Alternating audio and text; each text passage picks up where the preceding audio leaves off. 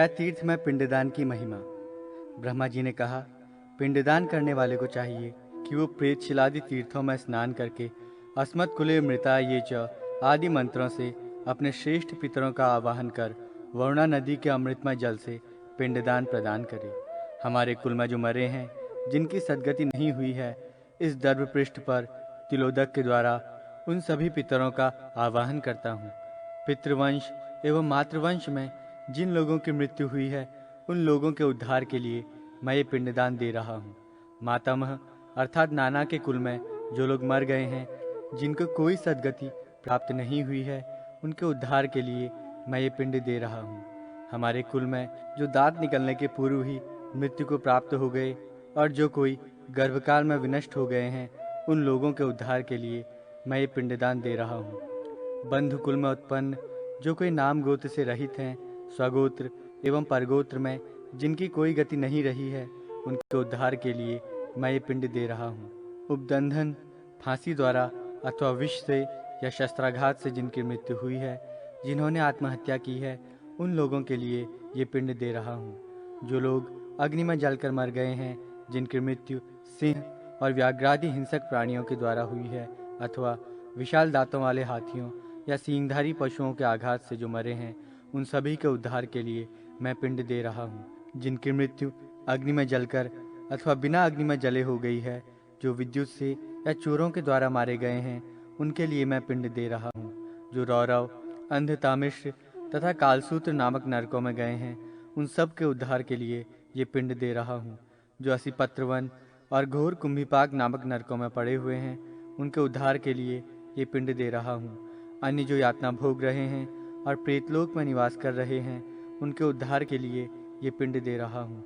जो पितृगण पशु योनि में चले गए हैं, अथवा जो पक्षी, कीट पतंग, सर्प, सरीसृप, छिपकली, गिरगिट, सर्पा आदि हो गए हैं, या जो वृक्ष योनि में अवस्थित हैं, उनके लिए मैं ये पिंड दे रहा हूँ। जो यमराज के शासन आदेश से यमगणों के द्वारा असंख्य यातनाओं के बीच पहुँचाए गए हैं, उन सभी के उद्धार के लिए मैं ये पिंड दे रहा हूँ। जो अपने कर्मानुसार हजारों योनियों में घूमते हुए कष्ट भोग रहे हैं, जिनको मानुष योनि दुर्लभ है, उन सभी के लिए ये पिंड दे रहा हूँ। जो हमारे बांधव हैं या बांधव नहीं हैं, अथवा जो अन्य जन्मों में मेरे बंधु बांधव रहे हैं, वे मेरे द्वारा दिए गए इस पिंडदान से सदैव तृप्ति को प्राप्त करें। जो कोई भी पितृजन प्रेत रूप में अवस्थित हैं, वे सभी इस पिंडदान से तृप्ति प्राप्त करें। जो हमारे पितृकुल, मातृकुल, गुरु, श्वशुर, बांधव अथवा अन्य संबंधियों के कुल में उत्पन्न होकर मृत्यु को प्राप्त हुए हैं, और जो अन्य बांधव हैं, जो मेरे कुल में पुत्र पत्नी से रहित होने के कारण लुप्त पिंड हैं, क्रियालोप से जिनकी दुर्गति हुई है, जो जन्मांध या पंगु हैं, जो विरूप हैं अथवा अल्प गर्भ में ही मृत्यु को प्राप्त हुए हैं, जो ज्ञात अथवा अज्ञात हैं, उनके निमित्त मेरे द्वारा किया गया ये पिंडदान अक्षय होकर उन्हें प्राप्त हो। ब्रह्मा और ईशान आदि देव, आप सब मेरे इस कार्य में साक्षी हो। मैंने गया तीर्थ में आकर के पितरों के उद्धार के लिए ये पिंडदानादिक कार्य संपन्न किया है। हे देव, भगवान गदाधर विष्णु, मैं पितृ कार्य के लिए इस गया तीर्थ में उपस्थित हुआ हूँ। मेरे द्वारा संपन्न किए गए आज के इस पितृ कार्य में आप साक्षी हो। आज मैं देव, गुरु एवं पितृ तीनों ऋणों से विमुक्त हो गया हूँ। गया के तीर्थों की महिमा तथा आदि गदाधर का महात्म्य। ब्रह्मा जी ने कहा, इस गया क्षेत्र में जो विख्यात प्रेतशिला है, वो प्रभास, प्रेतकुंड एवं गयासुर शीर्ष नामक तीर्थों में 3 प्रकार से अवस्थित है। इस सर्वदेवमयी शिला को धर्मदेवता के द्वारा ऐश्वर्य के लिए धारण किया गया है। अपने मित्रादिक बंधु बांधवों में जिन लोगों को प्रेतयोनि प्राप्त हो गई है, उनका उद्धार करने के लिए ये प्रेतशिला शुभ है। अतएव मुनिजन, नृपगण तथा राज्य पत्नी आदि इस प्रेतशिला पर आकर के अपने पितृजनों के लिए श्राद्धादि कर ब्रह्मलोक प्राप्त करते हैं। गयासुर के मुंड के पृष्ठभाग में जो शिला स्थित है, उसका नाम मुंड पृष्ठगिरी है। इसी कारण ये पर्वत सर्वदेवमय है। इसके पाददेश में ब्रह्म सरोवर आदि अनेक तीर्थ हैं। उन तीर्थों में एक अरविंदवन नामक तीर्थ है। उस वन से सुशोभित होने के कारण उसके पर्वतीय प्रांत भाग को अरविंदगिरी कहते हैं। वहाँ पर क्रौंच पक्षियों के चरण चिन्ह विद्यमान रहते हैं, इसलिए वो पर्वतीय भाग क्रौंचपात के नाम से प्रसिद्ध है। श्राद्धादि करने से वो तीर्थ पितरों को ब्रह्मलोक प्रदान करता है। आदिकाल से ही यहाँ पर आदिदेव भगवान गदाधर विष्णु अव्यक्त रूप में शिला रूप में स्थित हैं। इसलिए ये शिला देवमयी कही गई है। ये शिला गयासुर के सिर को आच्छादित करके वर्तमान समय में भी अपने गुरुत्व भाव के कारण चारों ओर से अवस्थित है। कालांतर में महारुद्रादि देवों के साथ आदि अंत से रहित हरि आदि गदाधर के रूप में व्यक्त होकर यहाँ स्थित हो गए हैं। जिस प्रकार पूर्व काल में धर्म संरक्षण एवं अधर्म विनाश के निमित्त दैत्यों और राक्षसों का संहार करने के लिए मत्स्यावतार हुआ, जैसे कूर्म, वराह, नृसिंह, वामन, परशुराम, दाशरथी राम, कृष्ण और बुद्ध हुए, तदनंतर कल के अवतार भी हुआ, उसी प्रकार यहाँ पर व्यक्त अव्यक्त भगवान आदि गदाधर प्रकट हुए। आदिकाल में इसी पवित्र तीर्थ पर ब्रह्मादि देवों ने आदिदेव भगवान गदाधर विष्णु की पूजा की थी। इसलिए यहाँ पर अर्घ्य, पाद्य, पुष्पादिक उपहारों से उन भगवान गदाधर की पूजा करनी चाहिए। जो मनुष्य इस तीर्थ में जाकर अन्य देवताओं के साथ इन आदिदेव भगवान गदाधर को अर्घ्यपात्र, पाद्य, गंध, पुष्प, धूप, सुंदर नैवेद्य, विविध प्रकार के पुष्पों से बनी हुई मालाएं, वस्त्र, मुकुट, घंटा, चामर, दर्पण, अलंकार, पिंड, अन्न तथा अन्यान्य वस्तुओं को प्रदान करता है, वो जब तक इस पृथ्वी पर जीवित रहता है तब तक धन, धान्य, आयु, आरोग्य, संपदाओं, पुत्र पौत्रादिक संतति, श्रेय, विद्या, अर्थ एवं अभीष्ट कामनाओं को प्राप्त करता है। भार्या को प्राप्त कर अंत में स्वर्ग का निवासी बन जाता है। तदनंतर वो पुनः पृथ्वी पर जन्म लेकर राज्य सुख प्राप्त करता है।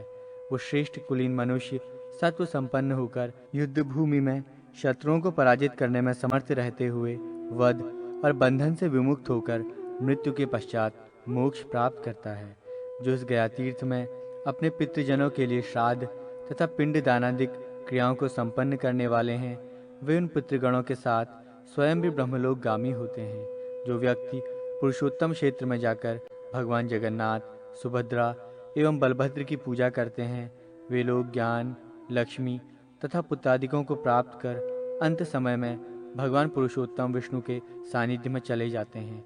जो मनुष्य वहाँ स्थित भगवान पुरुषोत्तम जगन्नाथ, सूर्यदेव और गणनायक विघ्नेश्वर के समक्ष पितरों के लिए पिंडदानादि कार्य करते हैं, उन लोगों को वो संपूर्ण कृत्य ब्रह्मलोक प्रदान करता है। इस क्षेत्र में विद्यमान कपर्दी भगवान शिव और गणेश को नमस्कार करके मनुष्य समस्त विघ्नों से मुक्त हो जाता है।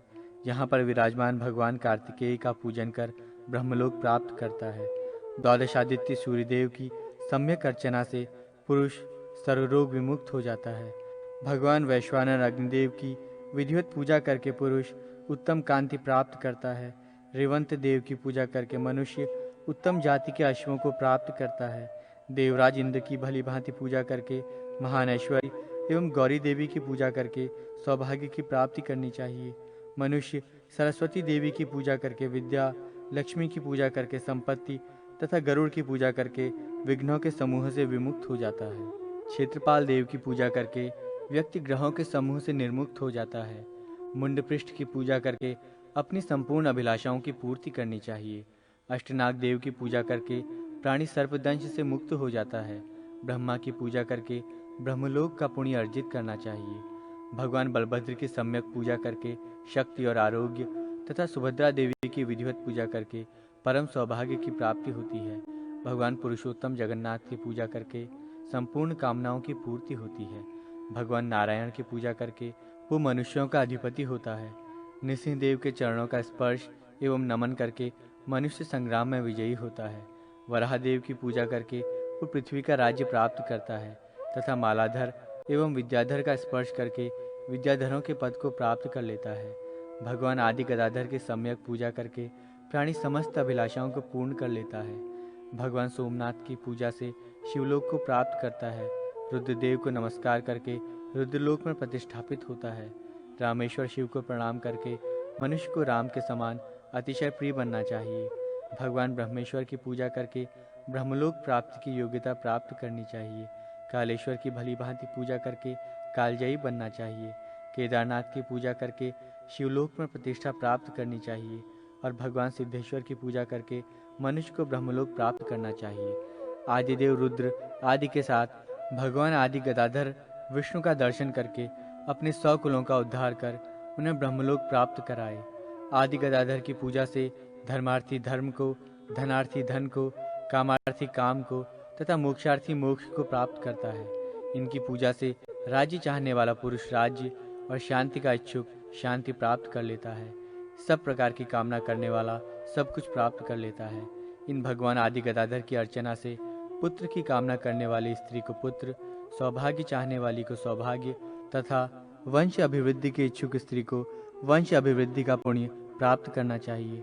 मनुष्य श्राद्ध, पिंडदान, अन्नदान और जलदान के द्वारा भगवान गदाधर देव की विधिवत पूजा करके ब्रह्मलोक प्राप्त करता है।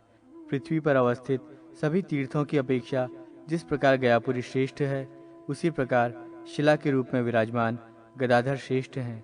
उनकी मूर्ति का दर्शन करने से संपूर्ण शिला का दर्शन हो जाता है, क्योंकि सब कुछ तो भगवान गदाधर विष्णु ही हैं। 14 मनवंतरों का वर्णन तथा 18 विद्याओं के नाम। श्री हरि ने कहा, हे रुद्र, अब मैं 14 मनु और उनके पुत्रों का वर्णन करूंगा। पूर्व काल में सर्वप्रथम स्वयंभू मनु हुए। उनके अग्निद्र आदि अनेक पुत्र थे। मरीचि, अत्रि, अंगिरा, पुलत्स्य, पुलह, क्रतु तथा वशिष्ठ, ये इस मनवंतर के 7 ऋषि कहे गए हैं। इस मनवंतर में जय, अमित, शुक्र एवं याम नामक देवताओं के 12 गण थे, जिनमें 4 सोमपाई थे। इसी में विश्वभुक और वामदेव इंद्र पद से प्रसिद्ध हुए। वाशकली नामक दैत्य उनका शत्रु था। वो भगवान विष्णु के द्वारा चक्र से मारा गया। तदनंतर स्वारोचिष मनु का प्रादुर्भाव हुआ। उनके चैत्रक, विनत, कर्णांत, विद्युत, रवि, बृहद्गुण और नभ नाम से विख्यात महाबली मंडलेश्वर एवं पराक्रमशाली पुत्र हुए थे। ऊर्ज, स्तंभ, प्राण, ऋषभ, निश्चल, दत्तोली और अरवरीवान, ये 7 ऋषि सप्तर्षि रूप में प्रसिद्ध हुए। इस मनवंतर में 12 तुषित और पारावत देवगण हुए। विपश्चित नामक इंद्र थे। उनका शत्रु पुरुकृत्सर नामक दैत्य था। मधुसूदन भगवान विष्णु ने हाथी का रूप धारण करके उसे मारा था। हे रुद्र, स्वारोचिष मनु के पश्चात औत्तम मनु हुए। इस मनु के अज, परशु, विनीत, सुकेतु, सुमित्र, सुबल, शुचि, देव, देवावृध, महोत्साह और अजित नामक पुत्र थे। इस मनवंतर में रथौजा, ऊर्ध्वबाहु, शरण, अनघ, मुनि, सुतप और शंकु, ये सप्तर्षि हुए। वशवर्ती, स्वधाम, शिव, सत्य तथा प्रतर्दन नाम के 5 देवगण हुए। इन सभी देवगणों के प्रत्येक गण में 12 देवता थे। स्वशांति नामक इंद्र हुए, जिनका शत्रु प्रलंबासुर दैत्य था। भगवान विष्णु ने मत्स्यावतार धारण करके उस दैत्य का वध किया। उस मनु के बाद तापस मनु हुए। उनके जानुजंग, निर्भय, नवख्याति, नय, विप्रभृत्य, विविशिक, दृढ़ेशुधि, प्रस्थलाक्ष, कृतबंधु, कृत, ज्योतिर्धाम, पृथु, काव्य, चैत्र, चेताग्नि और हेमक नामक पुत्र थे। इस मनवंतर में सुरागा तथा सुधि आदि 7 ऋषि कहे गए हैं। इसमें हरि आदि देवताओं के 4 गण थे। प्रत्येक में 25 देवता हुए। उसी गण में शिव इंद्र हुए। उनका शत्रु भीमरथ नामक असुर हुआ। भगवान विष्णु ने कूर्मावतार लेकर उसका वध किया। तदनंतर रैवत मनु का आविर्भाव हुआ। उनके महाप्राण, साधक, वनबंधु, निर्मित्र, प्रत्यंग, परहा, शुचि, दृढ़व्रत और केतुशृंग नामक ऋषि कहे गए हैं। इस मनवंतर में वेदश्री, वेदबाहु, ऊर्ध्वबाहु, हिरण्यरोम, पर्जन्य, सत्यनेत्र और स्वधाम, ये 7 ऋषि हुए।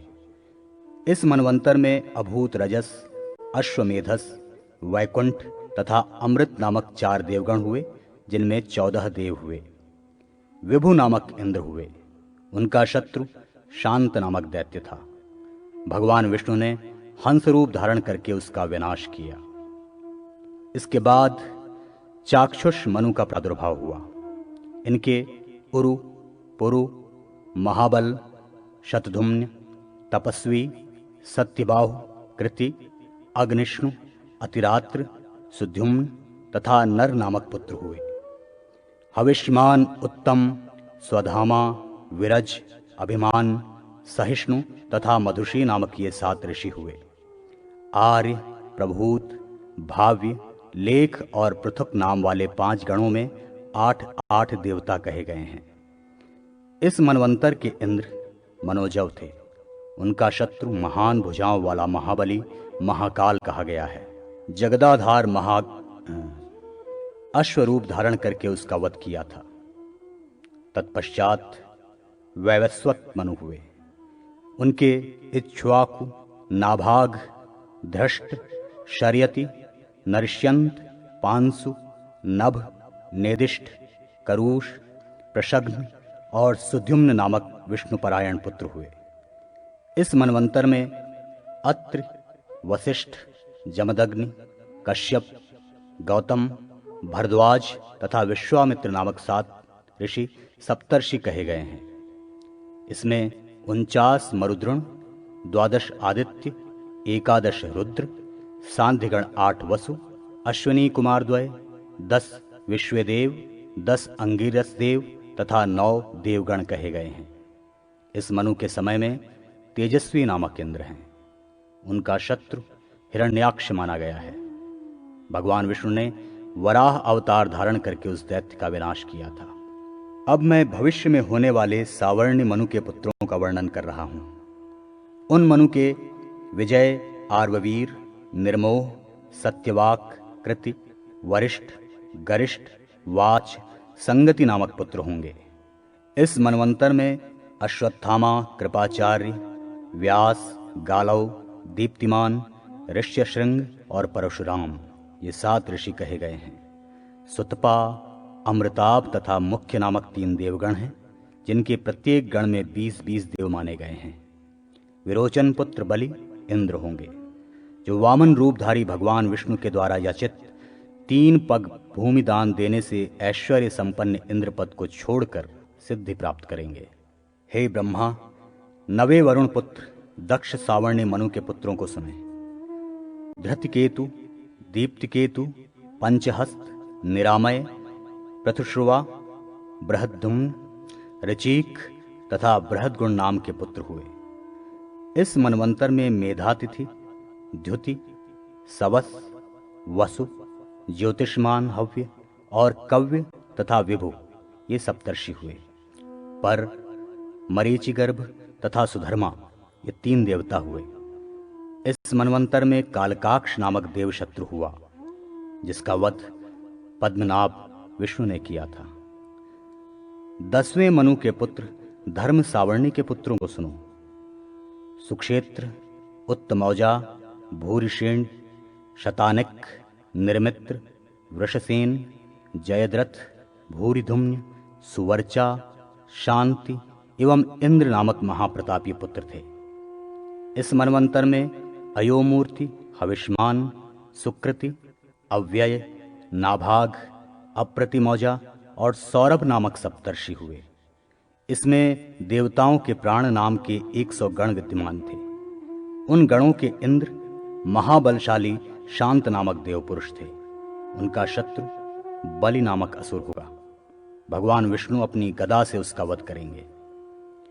हे रुद्र, अब मैं आपके पुत्र 11 मनु की संतानों का वर्णन करता हूं। इनके सर्वत्रग, सुशर्मा, देवानिक, पुरु, गुरु, क्षेत्रवर्ण, दृढ़ेशु, आद्रक तथा पुत्र नामक पुत्र होंगे। इस मनवंतर में हविष्मान, हविष्य, वरुण, विश्व, विस्तर, विष्णु और अग्नितेज नामक सप्तर्षि कहे गए हैं। और इसमें विहंगम, कामगम, निर्माण तथा रुचि नामक 4 देवगण हुए। एक एक गण में 30-30 देवता कहे गए हैं। उन समस्त देवगणों के इंद्र वृषभ हुए, जिनका शत्रु दशग्रीव नामक राक्षस होगा। लक्ष्मी का रूप धारण करके विष्णु उसका विनाश करेंगे। इसके पश्चात दक्ष के पुत्र दक्ष सावर्णी 12वें मनु हुए। उनके पुत्रों का वर्णन सुने। इन मनु के देववान, उपदेव, देवश्रेष्ठ, विदुरथ, मित्रवान, मित्रदेव, मित्रबिंदु, वीर्यवान, मित्रवाह, प्रवाह नामक पुत्र हैं। इस मनवंतर में तपस्वी, सुतपा, तपोमूर्ति, तपोरति, तपोधृति, द्युति तथा तपोधन नाम से विख्यात सप्तर्षि हुए। स्वधर्मा, सुतपस, हरित और रोहित नामक देव सुरगण हैं। उनके प्रत्येक गणों में 10-10 देव हुए। हे शिव, इस मनवंतर में ऋतुधामा नाम के इंद्र होंगे। उनका शत्रु तारकासुर होगा। विष्णु नपुंसक स्वरूप धारण करके उसका वध करेंगे। तदनंतर रौच्य नामक त्रयोदश मनु के पुत्रों को मुझसे सुने। इन मनु के चित्रसेन, विचित्र, तप, धर्मरथ, धृति, सुनेत्र, क्षेत्रवृत्ति तथा सुनय नामक पुत्र कहे गए हैं। इस मनवंतर में धर्म, धृतिमान, अव्यय, निशारूप, निरुत्सक, निर्मोह और तत्वदर्शी नामक सप्तर्षि कहे गए हैं। इस मनवंतर में सुरोम, सुधर्म तथा सुकर्ण 3 देवगणों का उद्भव हुआ। इन सभी गणों में 33-33 देवगण कहे गए हैं। इन देवगणों का इंद्र, दिवसपति और शत्रु त्वष्टिप नामक दानव था। भगवान विष्णु मयूर का रूप धारण करके उस दैत्य का वध करेंगे।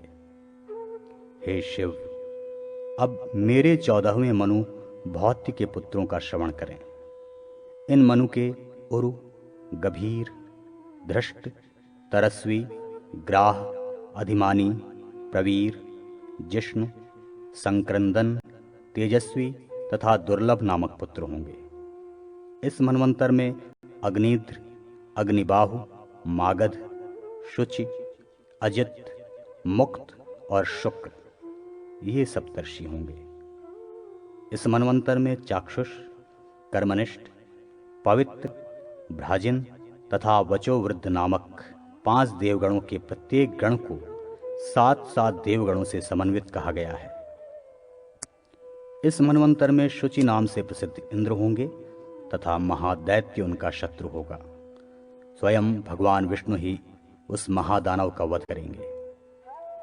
उन्हीं भगवान विष्णु ने व्यास रूप में अवतरित होकर एक ही वेद संहिता को चतुर्धा विभाजित किया।